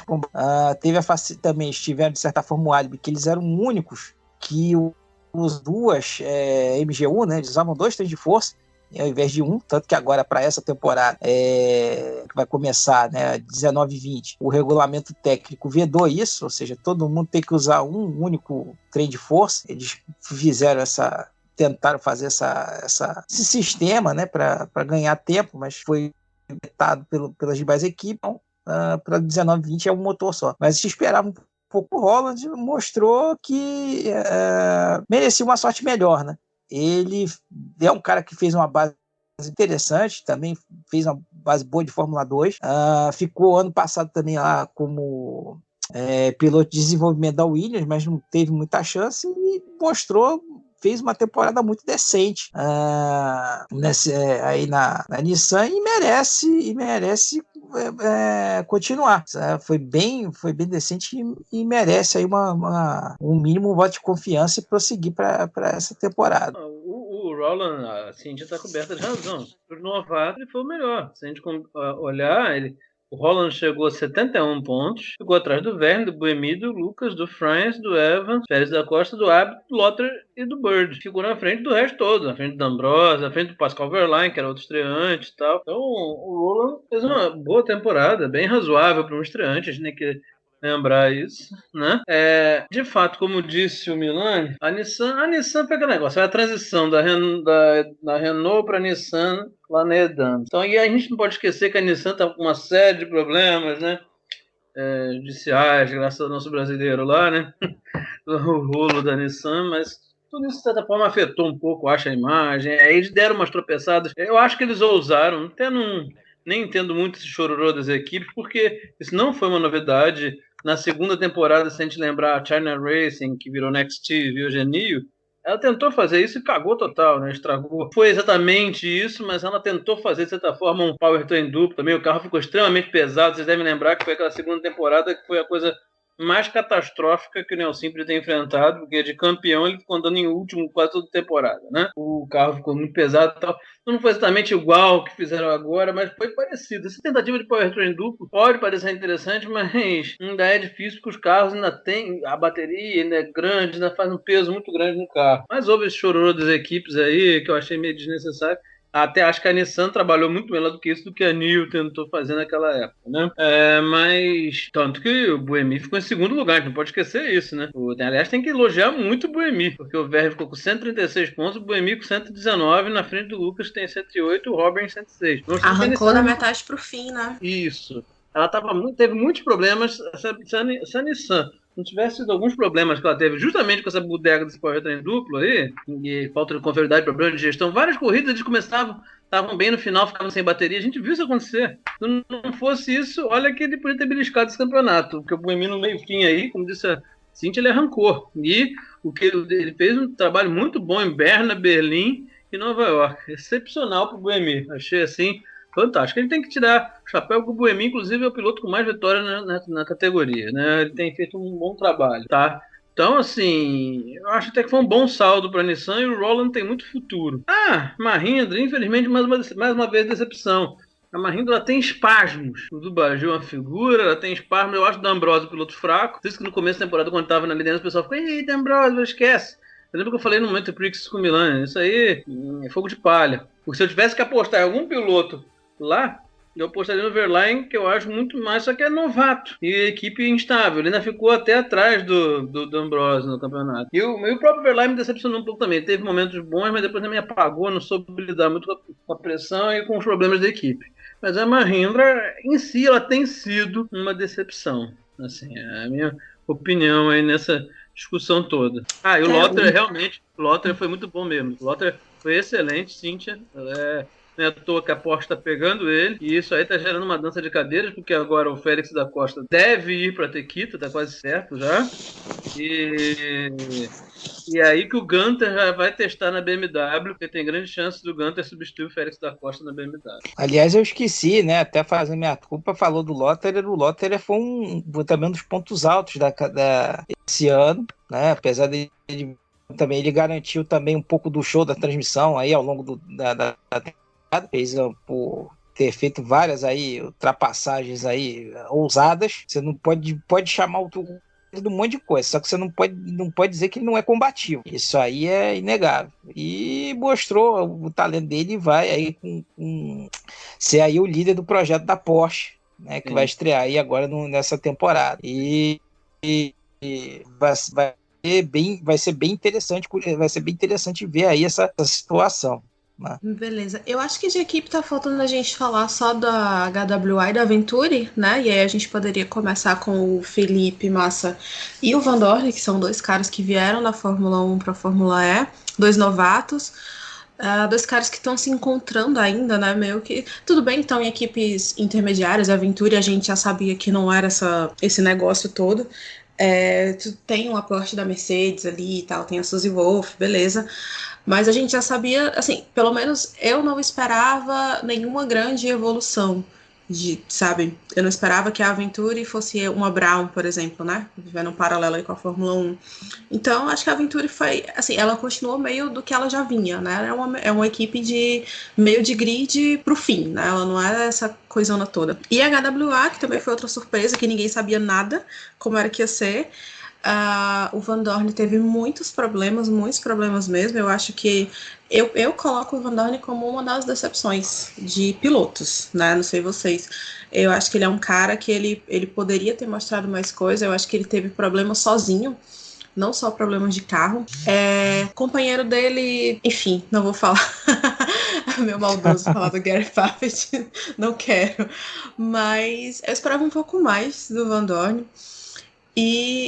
Mas eu acredito que as duas equipes ficaram mais ou menos onde eu pelo menos esperava, sabe? Eu Eu acho que se a Venturi tivesse vindo, por exemplo, para um terceiro lugar ali, disputando com a Virgin, eu ficaria mais surpresa. Para mim foi bem dentro do normal, assim. Em relação aí à Venturi, né, eu acho que ela fez ela chegou a fazer mais até do que se esperava dela. Para quem acompanha a categoria sabe aí, como você colocou bem, a Venturi é aquela equipe de final de grid ali chegar no meio do grid, né? Veio com essa proposta de agora vir com massa para ali virar um ponto de partida para tentar ser ponteira, né? Eu acho que, então, se você ver em perspectiva, foi um ano melhor do que acho que eles esperavam, né? E a HWA foi aquela situação, eles entraram esse ano para ser exatamente a mula da Mercedes, né? Desenvolvimento, né? Então, aí a gente viu mesmo tanto quando o Paffett sendo leão de treino, né? Várias vezes ali conseguindo se dar bem na classificação, mas caindo bastante na corrida. Mas aí essa curva de aprendizagem, eu ainda coloco um pouco na conta como uma atenuante, tanto quanto para o Van Dorn quanto para o Paffett, essa situação da curva de aprendizado da Mercedes, né? Lembrando que a HWA usou o da Venturi, né? Então, estava usando ali a Venturi, né, como base, mas eu ainda mesmo assim ainda coloco como uma atenuante aí essa situação de a gente está estamos nos achando, e não me assustaria, acho que está mais ou menos escrito nas estrelas que o Van Dorn deve continuar aí esse ano, né, essa próxima temporada, deve continuar na equipe. Agora o Paffett eu já não sei, que ele já estava praticamente um tempo atrás aí, ele praticamente estava assinando a aposentadoria como piloto de teste da McLaren, foi um dos caras que foi mais tempo piloto da teste da McLaren sem ter andado, também foi lá da DTM, mas assim, ele também era um que eu já de certa forma esperava também um pouquinho mais dele, mas tanto ele quanto o Van Dorn entram na questão do carro, né, desse aprendizado aí, tem essa desculpa do aprendizado, até aproveitando também um outro gancho, né? Tiveram alguns, né, sites especializados que colocaram isso, que se esperava muito do Massa e do... Colocaram os três agora que vieram da Fórmula 1, né? O Verlaine, o Van Dorn e o Massa classificou como decepções da temporada. Eu não vou dizer que os três foram decepção, não. Talvez assim, o Van Dorn poderia ter feito um pouco mais, poderia, mas eu não vou classificar como decepção, não. Até porque, acho que vocês vão ver aí, se for pegar o que eu... já tinha até colocado, não só aqui, mas acho que colocando também no próprio Prix News, tá?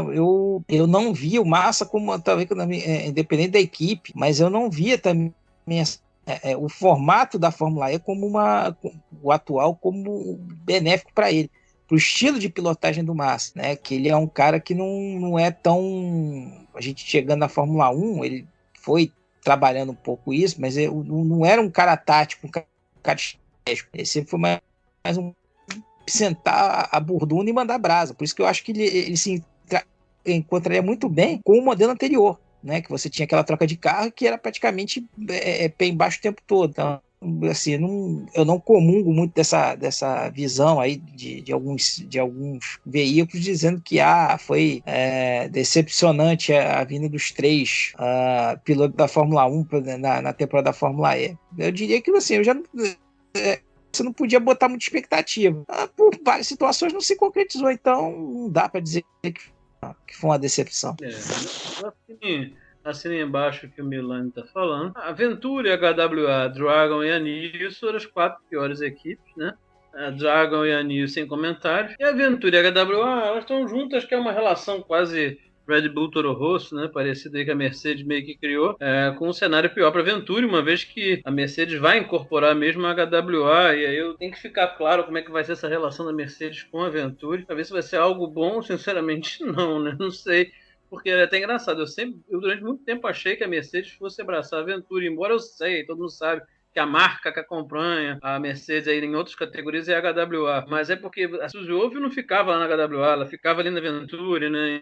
Enfim, eu sempre ainda achava que deixaria a HWA de sucursal, mas ao que tudo indica, né, mesmo isso não, é a HWA que vai virar Mercedes, talvez a sucursal seja a Venturi.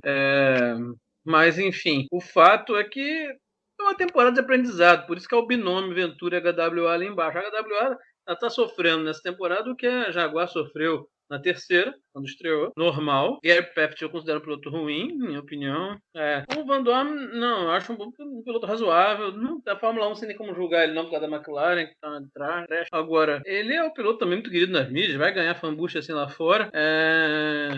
E ele conseguiu algumas voltas rápidas, mas só que aquilo, o carro oscila muito, mas era tudo laboratório, né? A HWA foi laboratório, então algumas pistas eles faziam volta muito rápida, depois perdiam rendimento, questão de gestão de energia. A gente vai poder julgar melhor na próxima temporada quando virar realmente Mercedes. Mas eu acho até que ele é um piloto que merece essa chance aí na continuidade, tá? No caso da Venturi, o Mortara é um piloto que a gente já conhece de outras categorias, de turismo e tal. Esse ano teve ali assim com o Massa no nível mediano, foi até melhor. Mas o Massa é a primeira temporada, eu acho que a gente tem que dar um desconto. Eu vejo pessoas falando muita bobagem por aí. O Massa tá meio que repreendendo, porque a Fórmula é totalmente diferente da Fórmula 1. Então, ele tá pegando o jeito, conseguiu um pódio, teve bons momentos, mas teve uma série de problemas também atrelados. A equipe cometeu erro, mas esse amadorismo, entre aspas, as pessoas tentando andar, até o próprio Nelson naquela declaração infeliz, não cabe, não tem nada a ver. Então, as pessoas não foram decepções. Como eu já disse, torna a falar, a grande decepção da temporada como piloto foi o Nelson, que saiu antes da temporada acabar. Então, assim, aí você pode ter algumas outras decepções, como o Petito, mas, assim, esses pilotos eu não considero decepção, não. Ok, é isso. Eu acho que é isso, colegas. Vocês querem acrescentar algo mais? Vocês querem falar o que vocês estão esperando para a próxima temporada? Vocês querem tentar prever quem é que vai ser o campeão do próximo ano? O que vocês querem? Quem arrisca? Não, acho que... Quem arrisca? Não, isso aí eu não vou fazer isso, não. Não vou ser tão leviano desse jeito, não. Mais fácil eu tentar acertar na Mega Sena. Não, na Fórmula E é bem difícil você prever. Agora, difícil, né? A gente já acabou nessa conversa aí falando já até de algumas danças de cadeira, né? Eu acho assim, só talvez pudesse ser dito assim, mas que eu particularmente acho, alguns veículos aí ficam falando isso, posso me queimar totalmente, mas eu acho improvável, né, o Sim voltar. Algumas pessoas falam, acho até que o empresário dele tá cavando vaga e tal, mas acho que é muito difícil. A Porsche já vai levar o Lotter, o da Costa vai pra Tequita, o Gunter vai pra lá, assim, vaga ainda tem, mas se for também vai ser equipe ruim, como o Dragon, entendeu? Eu acho improvável, mas aumentou um pouco esse burburinho, depois da foto da pseudo-reunião, da reunião aí, que Bolsonaro teria tido com o Nelson, essa história de trazer a Fórmula E para o Brasil, mas que eu também achei muito estranho, porque nunca Nelson foi porta-voz de Fórmula E para trazer para o Brasil, a gente sabe disso. Achei muito estranho isso aí. O Nelson nunca nem pisou numa corrida da Fórmula E, se eu não me engano. Bem estranho. Achei isso uma desses movimentos de políticos, sabe como é que é? Sim. Assim como tem um autódromo infindável. Sim. Como se fosse sair Interlagos amanhã da Fórmula 1, enfim. Eu acho que é mais uma coisa da política, entendeu? E por isso que a gente nem tem falado nisso. Algumas pessoas perguntaram pra gente recentemente no episódio, não vou falar sobre isso, só quando isso for realidade, porque eu não vejo nenhuma seriedade nisso aí. Entendeu? Inclusive eu vi o vídeo da Renata sobre isso. É bem aquilo mesmo que ela falou. Esperar as coisas se concretizarem para poder dar opinião, porque agora é tudo especulação, né? Então fica todo mundo especulando, gerando notícia em cima disso e na verdade não tem nada fechado. E aí, em cima desse cenário, não sei o que Milani pensa, mas eu acho muito. Eu gostaria de ter mais brasileiros, né? Eu acho que ele vai continuar com o Lucas e Massa. O Nassi, deu a entender realmente que ele mesmo não curtiu muito a categoria, o carro, sei lá. Mas assim, Nelson, eu acho muito difícil. Se voltar para uma coisa, uma Dragon da vida, um troço desse aí, uma vaga sobrar. Mas eu não acho fácil. Não sei o que Milani pensa disso aí. Não, eu também acho que não seguiria. Se eu perguntar, a possibilidade tem? Tem, mas eu não creio. Você ainda poderia até brincar numa situação dessa por conta dos históricos que a família tem, alguma coisa na BMW, por exemplo, né? Mas eu acho, onde seja, muito complicado, porque cair numa Dragon e voltar para uma Nio da vida, é melhor ficar na estoque, né? Melhor na estoque ou tentar outra coisa e fazer o EC. Tem outras situações aí que o Piquet pode fazer sem. Mas se você for pegar, assim, são poucas, algumas vagas boas já garantidas. A Audi já está garantida, a Virgin, né, também já garantiu que vai manter a dupla. Acho bem acertado, inclusive. Sim, então. a Tequita deve ser aí, provavelmente, é o Verne, e o Félix da Costa. Então, assim, algumas vagas boas aí, se você for pegar, elas já estão preenchidas. Então, aí você já tem a Porsche definida, por exemplo, aí quem é que vai ser a Mercedes? Né? Aí a Venturi, pelo visto aí vai ser Massa mais um, né? Com grande chance talvez do Mortara continuar. Então, você assim, não tem tanta opção mexida, como você falou. O Nasser eu acho que não vai estar agora, tanto que ele vai até testar na Indy, né? Que seria, se ele fosse para a Indy, onde ele vai testar, seria uma ótima para ele, que merece muito, um puta no trabalho na IMSA, e foi até de certa forma uma pena não ter rolado aí com ele na Fórmula E. Quando eu estou vendo que ele viria, fiquei muito animado, que eu gosto muito do esquema dele. Não é um piloto espetaculoso, mas é um bom piloto, né? Então, mas as boas vagas da Fórmula E não estão, assim, algumas boas vagas já estão disponíveis, né? Então vai ser interessante ver essa dança das cadeiras aí, até para ver se aparecer nenhum... Como é que eu vou dizer? A gente não vai ter nenhuma surpresa daquelas famosas casos que... Da onde que saiu esse cara, né? Dependendo, você via até uma possibilidade que se falou mesmo, de uma Jamie Chadwick, que testou já daqueles testes das mulheres lá na Arábia, andou e depois andou de novo na Jaguar e mostrou um ótimo ritmo. Tem várias possibilidades aí, então pode ainda aparecer, a gente ter surpresa aí até o início da temporada. Pode ser, mas a princípio é mais ou menos esses nomes que estão, pelo menos nas grandes equipes. Eu só vejo vaga, talvez, na Dragon mesmo, e talvez na NIO, enfim, mas sei, o Tom Dillman já apareceu essa semana dando a entender que quer cavar uma vaga na Fórmula E, quer voltar. Tom Dillman não. Tom Dillman correu, eu troquei o nome aqui agora. Ele entrou na pista, correu 500, mas ele entrou na pele. Que horror! Ele começou, veio com a conversa, se lançou. Mas a questão é isso, né? Com o movimento do Félix da Costa indo para a Tequita e do Gunter já indo testar com a BMW como grande chance de ser o substituto do Félix da Costa, isso dá uma fechada, porque a Audi tá ok, a Virgin tá ok, entendeu? Então, assim, eu acho que não vai mudar muito nas outras. Assim, agora, claro, o Gunter saindo abre uma vaga na Dragon, mas é a Dragon, né? Por exemplo, um nome aí, uma coisa que pode surgir uma surpresa aí que seria um lugar numa vaga boa, seria na Nissan Edams, né? Porque também se fala numa forçação de barra aí do japonês para ter um piloto japonês na equipe, né? Que aliás, até uma coisa que me surpreende até agora, a não vinda do japonês para a Fórmula E. Vem Kobayashi. Me impressiona. O que me impressiona, né? Você vê aí, principalmente esse movimento de montadora vindo, né? Das montadoras vindo para a categoria. Só a Nissan, por enquanto, aí, mas que foi mais por conta da rebarba da Renault, é um pouco assim impressionante, se impressionar, né? Acho que mês passado teve uma conversa que é citada aí da Honda, vai poder vir fazer alguma coisa nesse sentido, porque ela agora está em discussão justamente da continuidade do apoio dela na Fórmula 1, então se viesse alguma coisa nesse sentido, seria até desenvolvido pela área de desenvolvimento nos Estados Unidos, né, que ela tem lá o desenvolvimento da parte de motores separado nos Estados Unidos, então se diz que quem tocaria esse projeto lá para a parte americana. E outro também que se falou aí, que soltou outro dia um passarinho, soltou assim do nada, mas uma coisa Toyota, né?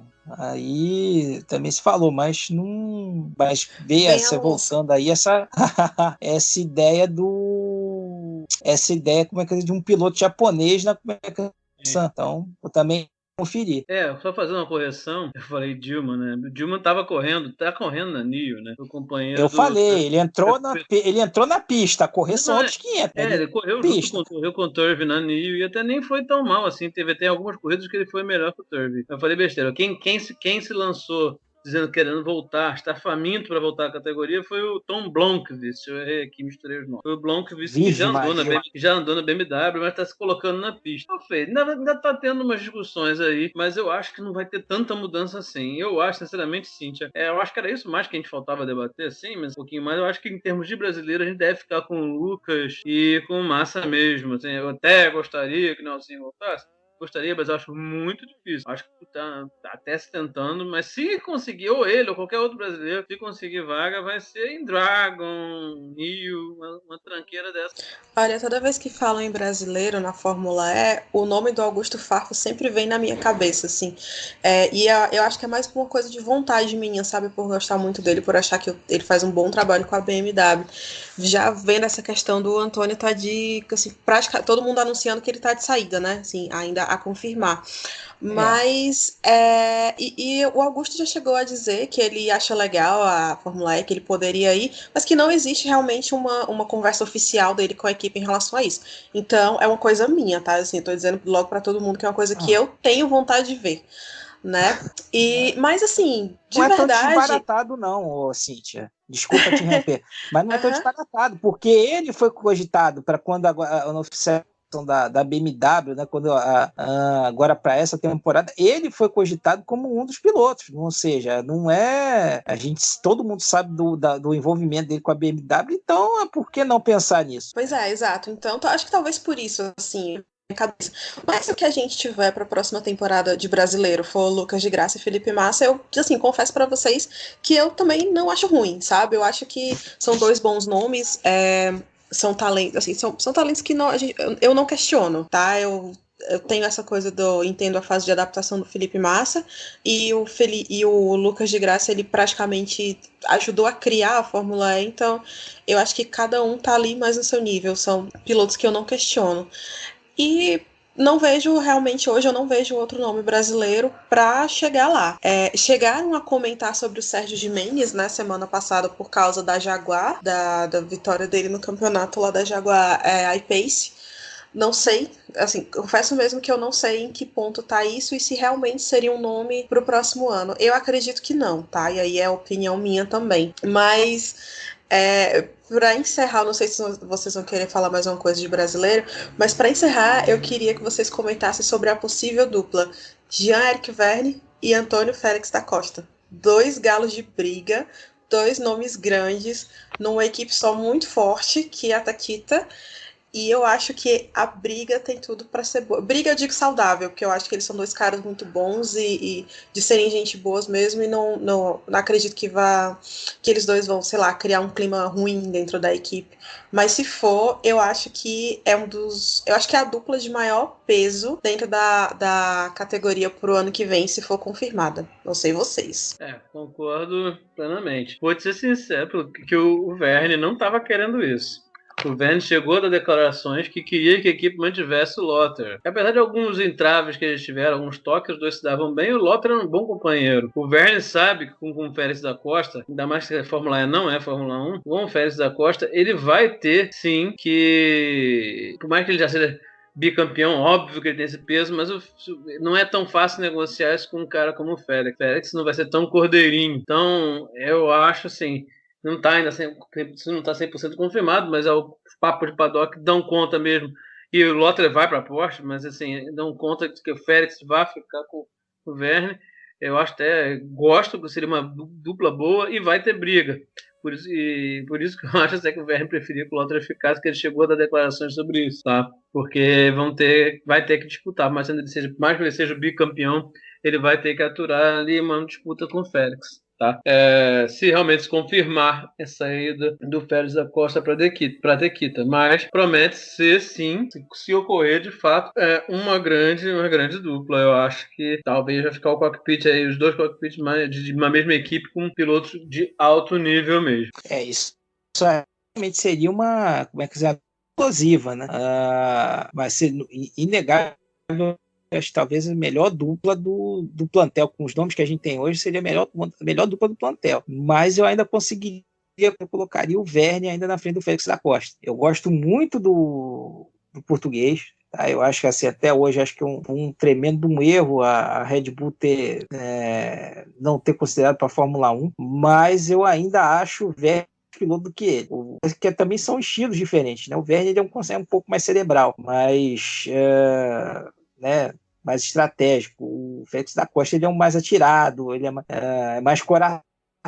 Então, assim, um é mais cabeça, o outro é mais coração. A gente for colocar dessa forma. Mas seria uma dupla explosiva e o box ali teria que trabalhar muito para administrar para os fãs seria ótimo. Falando em Vergne, foi. Não, falando Assim, em Vergne, eu só queria dizer... Oi? Não, eu só queria dizer que o Vergne é bicampeão, então ele basicamente hoje ele é melhor que todo mundo. Né? Mas eu concordo muito com essa análise que você fez, Milani, dessa história de razão e emoção. E eu acho que pode ser um trabalho que, assim, talvez não seja tão fácil de resolver. Mas vamos esperar confirmar, né? Pra gente poder falar um pouco mais sobre isso. O que está confirmando é que o Lotto vai embora. O Lotto leva a ponta. Isso aí já era. É certo, Mas eu vejo essa próxima temporada aí que vai começar agora no final do ano. Promete, até porque, como é que as equipes já vão ter mais um conhecimento maior do carro, que isso é importante. Até foi liberado, agora foi prorrogado mais um mês para as montadoras poderem fazer teste, né? O período de teste ia acabar em 1º de outubro, ele foi postergado até dia 31 de outubro, ou seja, a equipe ganha mais um mês aí, principalmente por essa situação aí de mudança de regulamento em relação aos motores, né, aos geradores de força, e assim, vai ser uma coisa que as equipes vão conhecer melhor, assim, a sistemática de prova já vai ser mais confortável para todo mundo, e vai ser bem, acho que promete, a gente vai ter uma coisa mais disputada ainda. Não talvez no nível de como foi agora, da gente ter 8 vencedores diferentes em 8 provas. Não acho que chegar a isso, mas vai ser uma coisa muito pegada, disputada ao longo do ano. A perspectiva é bem interessante. É isso, colegas. Mais alguma coisa? Eu acho que a gente conseguiu falar bem. A gente falou um monte, mas eu acho que a gente conseguiu falar bem sobre essa temporada. O que vocês acham? 1h47 de gravação. Tá, é razoável, né? É um tempinho legal. Meninos, muito, muito, muito obrigada pela participação de vocês. Milani, em todas as edições do BPcast sobre Fórmula E esse ano. Muito obrigada, Milani, pela sua disposição em estar aqui com a gente. Arthur, primeira participação, pessoal do Eprix News vindo. Espero que seja a primeira de muitas. Vocês já me convidaram lá algumas vezes, então estou aqui retribuindo a gentileza. Espero na próxima temporada. De repente, até um esquenta na próxima temporada a gente consegue fazer junto também, tá? Então, obrigado a vocês. Obrigado para quem ficou escutando até agora, gente. Esse podcast super longo, mas eu acho que deu para cobrir bem a temporada. E é isso, encontro vocês em breve. Não esqueçam lá de seguir o Boletim do Paddock nas redes sociais, no Twitter, no Instagram, no Facebook. Me segue no Twitter também, que é @Cindy, com Y_VX. E comenta sempre que vocês quiserem, que vocês são muito bem-vindos. Muito obrigado mesmo, tá? Então, meninos, se despeçam. Vamos colocar aí na ordem do Milani, que tá sempre aqui com a gente, e o Arthur para fechar como nosso convidado especial, tá bom? É isso, obrigado, beijão e até depois. Tá bom. Cíntia, obrigado mais uma vez aí pelo convite. Eu vou falar mesmo para não dizer que eu sou demagogo, é o mesmo discurso que eu vou falar agora contigo, que eu falo lá com o pessoal do Eprix. Chamando, pode contar, assim, eu tenho um prazer tremendo de falar sobre a Fórmula E, tenho acompanhado e é a categoria que merece uma atenção enorme, vem quebrando alguns preconceitos aí em torno dentre os fãs do automóvel, né, e que a gente tem tudo para acontecer aqui no Brasil. Eu acho que assim, no momento que a gente tiver uma prova, finalmente, se alguém resolver tomar um pouquinho de vergonha na cara, a gente tiver finalmente uma prova aqui no Brasil, a categoria acho que pega, sabe, que tem um monte de elementos que cai no gosto do brasileiro, né? Mas enfim, não depende da gente. Acho que o que depende da gente é fazer esse trabalhinho de formiguinha, que é aqui o trabalho que o BP faz, que o X também, que é ali, tá dando informação, tá batendo. Acho que esse é o trabalho que a gente tem que fazer, tá? E vamos acompanhar, acho que foi bacana, a gente falou bastante aí foi essa temporada 18-19 e vamos aguardar para 19-20 para ver. E quem quiser seguir, tá? Também aí deixar o recado aí, no Twitter lá, o SMilani80, tá? SMILAN, tá? 80 e também dar uma futucada lá no formulai.us, é isso mesmo, é da.formulai, tudo junto, .us, não tem .com nem .com.br, é .us, lá que a gente também dá umas pregadas falando sobre automobilismo em geral, tá certo? Obrigado mais uma vez aí pelo espaço. Obrigado, Cíntia, mais uma vez, Rubens, por terem convidado o Epix News aqui para estar participando aí do podcast Turismo no Paddock. Muito obrigado mesmo, agradeço não só meu nome, mas o nome da nossa equipe, que é o Marcelo Dutra, que cuida do site, das partes de mídias, de homepage, né, o TI da gente, o Tonelli, que o Milani conhece bem, a gente fica trocando o nome dele, eu troquei umas 3 vezes, o Tonelli, que está sempre lá com a gente, que é da equipe, e a Renata, que é a nossa chefe lá no eprinews.com.br, que comanda lá os vídeos nos canais, podcasts e tudo mais. Então, no nome de todos eles, eu trago esse agradecimento. Você sabe, Cíntia, você, o Rubens e todos mais são sempre bem-vindos, especialmente você, que é a mulher do Boletim do Paddock, que sabe tudo de Fórmula E. Hoje aqui já recebeu todo esse elogio merecido aí do Rubens, né? Então, você está sempre bem-vinda lá. Com certeza você e Milani estarão com a gente várias vezes na próxima temporada, na sexta, para a gente acompanhar essa categoria que a gente tanto gosta. Quem quiser conhecer mais do Epix News, é só acessar www.eprinews.com.br, que é a nossa homepage, e também seguir a gente nas redes sociais, no Twitter, Instagram, Facebook, todos são Epix News, né? Então, muito obrigado mais uma vez. Foi muito legal passar esse tempo conversando aqui sobre essa maravilhosa temporada.